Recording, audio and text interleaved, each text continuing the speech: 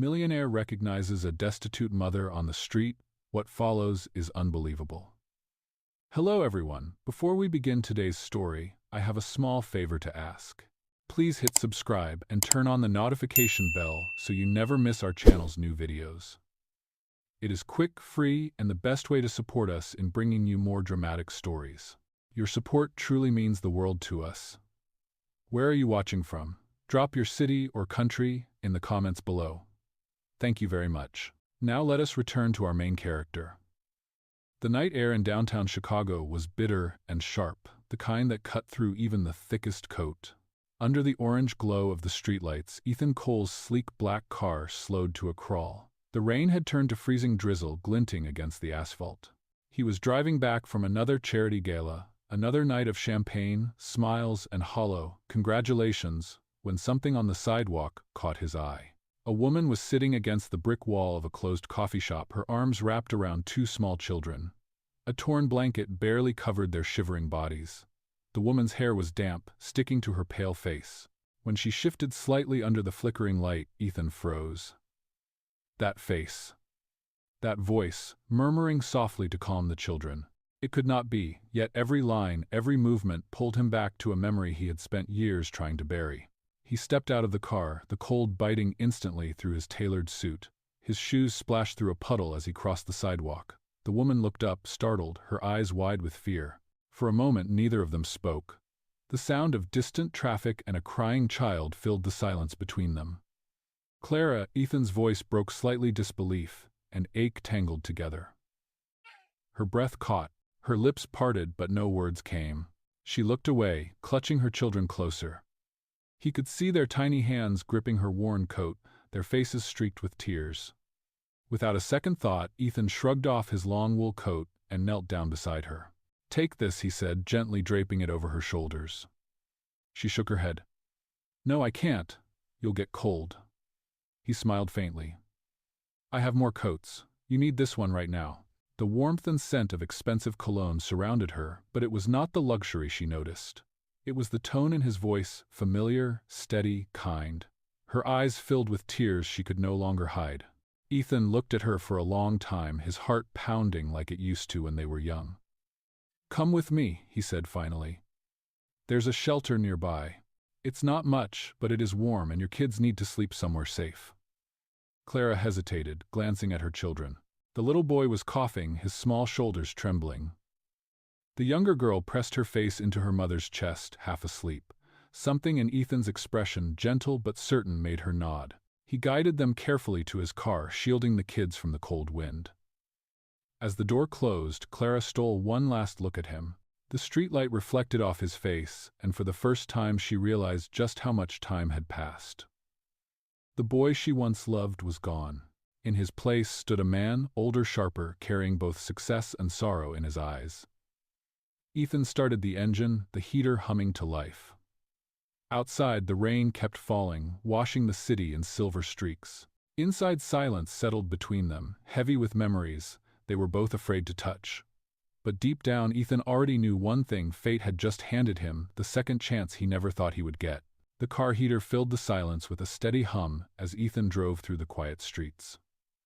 The city lights reflected on the windshield, glimmering like broken stars. Clara sat in the back seat, her children huddled against her. The boy's cough came and went, in small bursts, echoing in the stillness. Ethan's hands tightened on the steering wheel. Every sound, every breath pulled at something deep inside him. He remembered the last time he had seen her 5 years ago at the train station, when she had walked away with tears in her eyes. He had thought she left him for someone else. That belief had hardened into anger and anger into silence. Now, seeing her like this, that old anger dissolved into something heavier: regret. They stopped in front of a modest building with a faded sign that read, "Haven House Community Shelter." Ethan turned off the engine. "It is warm inside," he said quietly. "They can get food, a shower, and a bed for the night." Clara hesitated, brushing her daughter's hair from her face. "You really do not have to do this," she whispered. Ethan looked at her through the rearview mirror. "Maybe I do," he said softly. Inside, the shelter smelled of coffee and detergent. A kind volunteer greeted them and led the children toward a small room filled with bunk beds. Clara stood near the entrance, unsure whether to stay or leave. Ethan removed his gloves, his expression calm but unreadable. "There is a hot meal coming soon," he told her. "Stay here tonight. I will check on you in the morning." "Wait," she said, suddenly her voice trembling. "Why are you doing this?" Ethan paused. "Because once someone helped me when I did not deserve it." He gave a small nod, then walked back into the rain. Hours later, Clara sat on the narrow bed staring at the coat he had left behind. The inside pocket held a clean handkerchief and a small card. Coal Industries Foundation. Her heart skipped. She ran her fingers over the embossed letters, unsure what to believe. Could it be the same Ethan Cole she had once known, the young man who had dreamed of building homes for families in need? She looked at her sleeping children. For the first time in months, they were warm, safe, and breathing peacefully. Clara whispered a quiet prayer of thanks before her exhaustion finally pulled her into sleep. The next morning, sunlight spilled through the narrow window. Clara woke to the smell of oatmeal and coffee drifting through the hallway. Her son was laughing with a volunteer, a sound she had not heard in so long that it startled her. As she gathered their things, a voice came from behind. "Mrs. Hale." She turned and froze. Ethan stood at the doorway, dressed in a charcoal coat, his hair still damp from the rain. In his hand was a grocery bag. "I brought some breakfast," he said. "You might need the energy for whatever comes next." She blinked, confused. "You came back," he smiled faintly. "I said I would." He handed her the bag, their fingers brushing for a brief second. The simple contact sent a ripple through both of them. "Ethan," she began, but the words failed. He glanced toward the children. "They look stronger already," he said. "There is a small outreach program run by my foundation. It helps single mothers get back on their feet. You could start there if you want." Clara looked at him, disbelief and gratitude warring in her eyes. "Why are you helping me?" she asked again, more firmly this time. Ethan held her gaze. "Because nobody should have to face the world alone," he said. He turned to leave, but just before stepping through the door he added quietly, "And because I never stopped caring." Then he was gone, leaving her standing in the golden light, clutching the coat that still carried the warmth of his kindness. The following week unfolded like a quiet promise. Each morning Clara helped at the shelter's kitchen, serving breakfast and cleaning tables, while her children played in a small corner with donated toys. The work was tiring but real, and for the first time in years she felt a fragile sense of purpose returning. Every evening she saw the same black car parked across the street. It never stayed long. Sometimes she caught a glimpse of Ethan inside, sitting behind the wheel, watching the entrance. He never approached, and she never waved. But that silent presence gave her a strange comfort, proof that someone still cared whether she made it through another day. By the end of the week, the shelter manager called her into the office. "Clara, you have been helping a lot," the woman said warmly. "The Cole Foundation is looking for part-time staff for their community outreach team. I think you should apply." Clara's breath caught. "The Cole Foundation," she repeated. "Yes," the manager said with a smile. "They sponsor most of our programs. Mr. Cole himself asked if you might be interested." That night, Clara sat on her bed long after her children had fallen asleep. The sound of rain pattered softly against the window. She turned the business card Ethan had left over and over in her hand. It felt heavier now, as if it carried a question she was afraid to answer. Could she work for him again after everything that had happened between them? The next morning, she walked to the downtown office address printed on the card. The Cole Foundation occupied the top floor of a glass building overlooking the river. Inside, the air smelled faintly of cedar and coffee. A young receptionist greeted her kindly and led her to a waiting room lined with photographs of children, families, and rebuilding projects. When the door opened, Ethan stood there. He looked different in daylight, less distant, more human. "Clara," he said quietly, "I was hoping you would come." She hesitated at the threshold. "I was not sure I should." He gestured toward a chair. "Please sit." She did, her fingers gripping the strap of her worn purse. "You founded this," she said, glancing around at the framed photos. "All of it," he nodded. "After we lost touch, I threw myself into work. Money was easy. Meaning was not." Clara lowered her gaze. "You thought I left you for someone else," she said. It was not a question. Ethan's expression softened. "I did. I was wrong." His voice was steady, but filled with remorse. I looked for you, but by the time I found where you had gone, you had already married. Her hands trembled slightly. He died, she said quietly. 2 years ago. The debts, the house, everything disappeared with him. Silence filled the room, thick and painful. Ethan exhaled slowly. You do not owe me an explanation, Clara. I just want to help you rebuild. No strings attached. She met his eyes, searching for any trace of pity, but found only sincerity. What kind of help, she asked. A position here, he said. Coordinator for a new initiative, support programs for single mothers. You already know what that struggle feels like. That makes you perfect for it. Tears welled in her eyes. I cannot accept charity, she said. Then do not, he replied gently. Accept purpose. For a long moment she said nothing. Then slowly she nodded. Ethan smiled faintly and extended his hand across the desk. She took it. Outside the window, the city stretched beneath them, cold, restless, but full of second chances. And for the first time since that night in the rain, Clara felt the weight on her chest begin to lift. Clara's first days at the Cole Foundation felt like stepping into another world. The office buzzed with quiet purpose, walls covered in photographs of rebuilt homes, smiling families, and volunteers in bright jackets. Every person she met treated her with warmth and respect, though none of them knew the truth that she had once been Ethan's fiancée, and that fate had led her back here, not ambition. She was given a small desk near the windows overlooking the river. From there she could see the streets below where her life had nearly fallen apart. The irony did not escape her. Sometimes when she stayed late organizing donation files, she would glance toward Ethan's office across the hall. The glass wall offered a blurred view of him, pacing or speaking softly on the phone, his presence steady and distant at the same time. Days turned into weeks. Clara threw herself into her new role, coordinating housing aid for struggling families.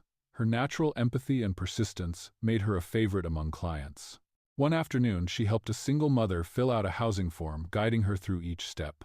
When the woman thanked her with tears in her eyes, Clara smiled for the first time in months without forcing it. That evening, Ethan found her still at her desk. You should go home, he said gently. She looked up, startled. I will soon. I just want to finish this report. He leaned against the doorway, his expression soft. You have done more in 2 weeks than some do in a year. Clara laughed quietly. I guess I had a lot of practice surviving. Ethan hesitated, then stepped closer. You do not have to keep surviving alone anymore. The words lingered between them. She wanted to answer, but emotion caught in her throat. Instead, she gathered her papers, nodded, and left. That night, she lay awake, the sound of his voice echoing in her mind. By the following month, the foundation launched a new campaign, Second Chance Families, a project Clara had helped design. The board praised her insight and sincerity, and Ethan publicly credited her contribution during a press meeting. The cameras flashed, but his gaze stayed on her just a moment too long. The staff noticed whispers following them through the halls, but neither addressed it.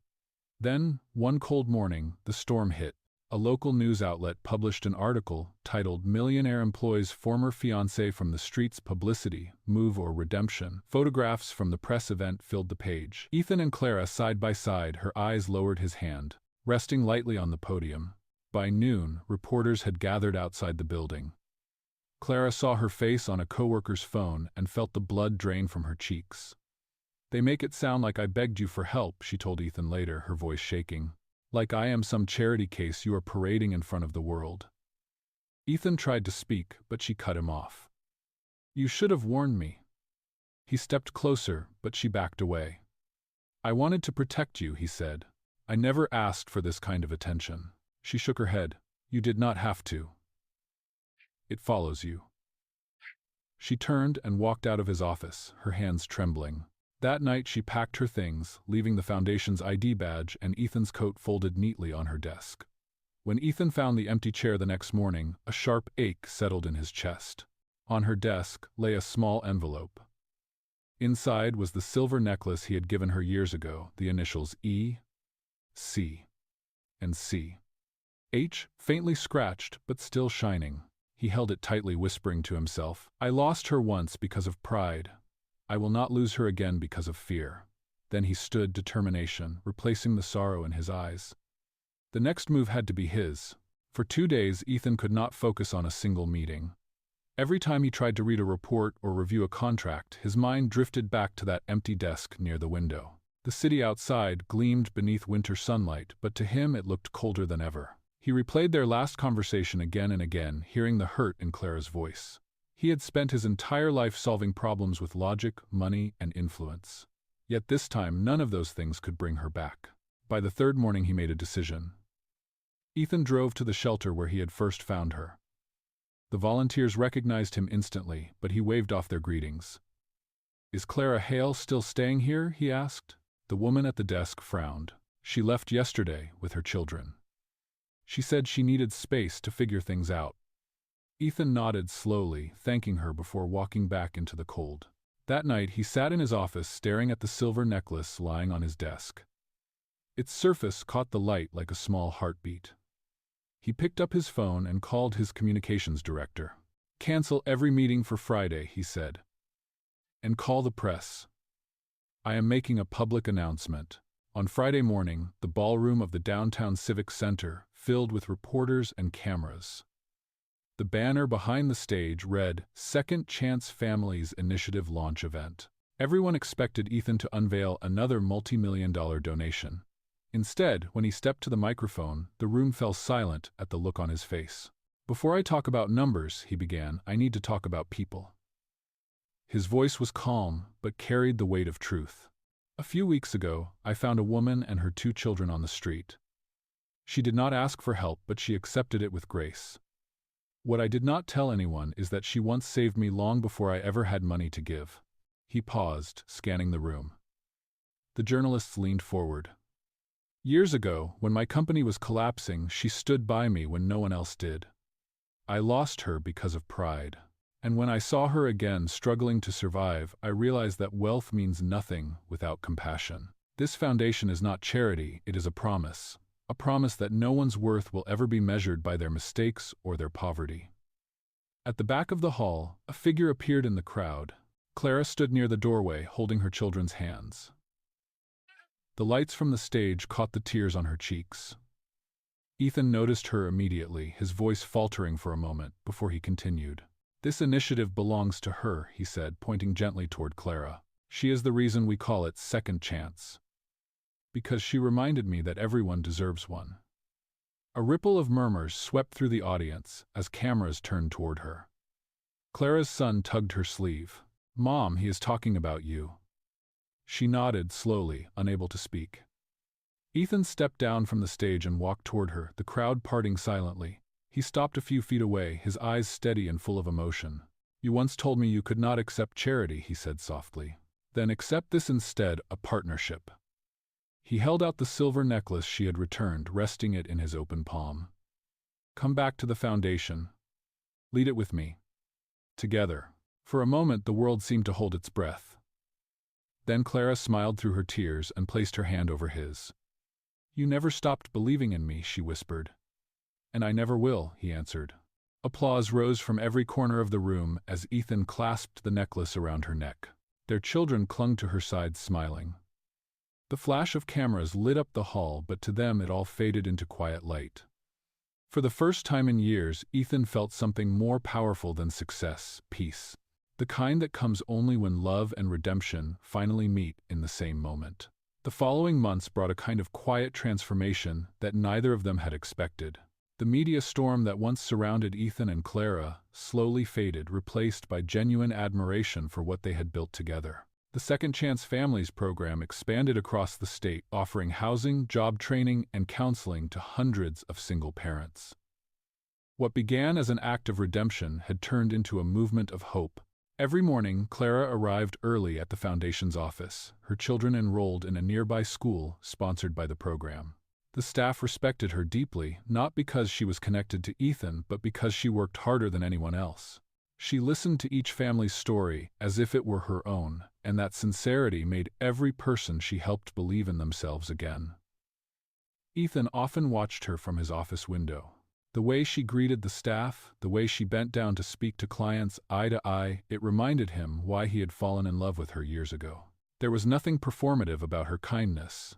It was simple, constant, and real. One afternoon, after a long day of meetings, Ethan walked into the community center that bore their foundation's name. Clara was there helping a group of mothers sort through boxes of donated winter clothes. Her sleeves were rolled up, her hair loosely tied, a streak of dust across her cheek. She looked up and smiled when she saw him. "You are not supposed to be here until tomorrow's board review," she teased. Ethan chuckled. "I needed a reminder of what all this is really for." He glanced around the busy room filled with laughter and movement. "Looks like you have built something extraordinary." She shook her head. "We built it. Together." For a moment they stood side by side watching a young boy try on a too-large coat and grin at his reflection. The sound of joy filled the room like sunlight through glass. Ethan felt a warmth spread in his chest that no award or recognition had ever given him. As evening settled, Clara closed the donation logs and turned to him. "You should get some rest," she said softly. "You have given enough for one day." Ethan smiled. "You always say that, but I am beginning to think you are the one who gives too much." She looked down, her voice gentle. "When you have lost everything once, you learn to hold on tighter to what matters." He reached into his pocket and pulled out a small velvet box. Clara's eyes widened slightly. "Ethan." He opened it to reveal a simple silver ring, the same metal as the necklace she now wore every day. "I know this is not the most elaborate moment," he said, his voice low but steady. "But I have spent years trying to find the right time, and I finally realized the right time is whenever the truth is ready to be spoken." The room grew quiet as a few volunteers nearby noticed. Ethan took a step closer. "Clara Hale, you gave me a second chance at being the kind of man I always wanted to be. You taught me that love is not about rescue, it is about partnership. Will you marry me?" Clara covered her mouth, tears brimming in her eyes. For a heartbeat the world seemed to pause. Then she nodded, laughing through the tears. "Yes," she whispered. "Yes, I will." Applause erupted from the people around them. The children ran to her side, wrapping their arms around her legs, while Ethan slipped the ring onto her finger. Outside, the winter wind brushed against the windows, but inside the community hall everything glowed with warmth. Clara looked at him and said quietly, "You once told me that everyone deserves a second chance. I guess that includes us too." Ethan smiled, pulling her into his arms. "No," he said softly. "This is not a second chance. This is forever." And as laughter and applause filled the hall, the story that had begun in the cold rain ended beneath the golden light of a new beginning. Proof that love, when built on compassion and truth, can heal even the deepest wounds. The wedding took place on a quiet spring afternoon, nearly 6 months after the proposal. It was held not in a cathedral or luxury resort, but in the same community center where their journey of redemption had begun. The hall was decorated with wildflowers, donated by families they had helped. The scent of lilac and fresh bread filled the air, carried by laughter that echoed softly off the wooden walls. Ethan stood near the entrance, straightening his tie for the 5th time. He had attended countless corporate events and interviews, yet he had never felt as nervous as he did now. His assistant, who had known him for years, whispered with a grin, "You have faced million-dollar negotiations without blinking. Why does this make you sweat?" Ethan smiled faintly. "Because this one actually matters." When the doors opened, every conversation faded into silence. Clara entered, holding her son's hand while her daughter scattered petals ahead of them. She wore a simple ivory dress, nothing extravagant, but it shimmered in the sunlight, pouring through the tall windows. Around her neck glinted the familiar silver necklace, now polished to a soft shine. Ethan's breath caught in his chest. As she reached the small archway draped in white fabric, their eyes met. Everything else, the guests, the music, the whispers, faded into the background. The officiant began to speak, but neither of them truly heard the words. They were both remembering where they had started that night in the rain when a coat had become the first bridge back to one another. When it came time for vows, Clara's hands trembled slightly, but her voice was clear. "You found me when I had nothing left, and you never tried to change who I was. You gave me dignity when the world had taken it away. I do not promise perfection, but I promise gratitude and faith every single day." Ethan's eyes glistened as he took her hands. You taught me that love is not measured by grand gestures or fortune. It is in showing up when no one else will. I spent years building a world of success, but I only found home when I found you again." As they exchanged rings, a soft cheer spread through the crowd. The children clapped, and the volunteers, many of whom had once been recipients of the Foundation's aid, wiped tears from their eyes. The officiant smiled warmly. "I now pronounce you husband and wife." Ethan leaned forward and kissed her gently, a gesture that carried the weight of everything they had survived. The applause rose, filling the hall with joy. Clara's son tugged Ethan's sleeve and whispered, "Can we call you Dad now?" Ethan's smile widened. "You can call me whatever feels like love." Later, as the celebration continued, Ethan stepped outside for a breath of air. The afternoon sun cast a golden glow over the city skyline. Clara joined him quietly, slipping her hand into his. "It feels unreal," she said softly. "All of this." He looked at her and shook his head. "It feels earned. Every moment of it." She rested her head on his shoulder. "Do you ever think about that night?" she asked. "Every day," he replied. "I think about how different everything would be if I had driven past instead of stopping." She smiled gently. "You would have stopped. You have always been that kind of man." He turned to her, brushing a strand of hair from her face. "Maybe. But I would not have known how to love without you showing me what it really means." Behind them, the sounds of laughter and clinking glasses drifted through the open doors. The Foundation staff had begun a toast inside. Someone shouted, "To second chances." The crowd echoed it with cheers. Ethan and Clara looked at each other and raised their joined hands to the sunlight, their rings glinting. "To second chances," she whispered back. And for the first time in a long time, they both knew this was not just the end of a story, it was the beginning of the life they had always hoped to build. Months passed, and the Cole family became a symbol of hope for the entire city. Newspapers no longer referred to Ethan as the cold millionaire, but as the man who rebuilt lives. The Second Chance Foundation grew rapidly, expanding into new cities and launching mentorship programs for struggling parents. Yet even as their work multiplied, Ethan and Clara never forgot where it had begun, on a rain-soaked street where compassion had rewritten both of their destinies. Life settled into a gentle rhythm. Mornings started with the laughter of the children, who now called Ethan Dad without hesitation. Clara would pack their lunches while Ethan brewed coffee strong enough to wake an entire building. Then they drove together to the Foundation, where work felt less like a job and more like a calling. Every file on Ethan's desk carried a human story, and every story reminded him why he had chosen this path. One crisp autumn day, Clara was sorting through old photographs in the community hall. She found an image from the shelter's early days, a faded picture of herself sitting on the curb with her two children wrapped in Ethan's coat. Her hands trembled as she traced the edge of the photo. He walked in quietly, noticing her expression. "Where did you find that?" he asked. "In the storage box," she said softly. "I almost forgot how cold that night was." Ethan took the photograph, his gaze distant. "That night changed everything for me," he said. "I used to think success was about building something that would outlast me, but now I know it is about building something that will keep helping people long after we are gone." Clara smiled. "Then you have already succeeded." He placed the photo in a small silver frame and set it on the desk near the entrance of the center. Beneath it, he engraved a simple plaque: "One act of kindness can rewrite a lifetime." That evening, the Foundation hosted its annual gala. Instead of lavish decor, they filled the hall with photographs of families the program had helped. Each picture told a story of renewal homes, restored children back in school, parents employed again.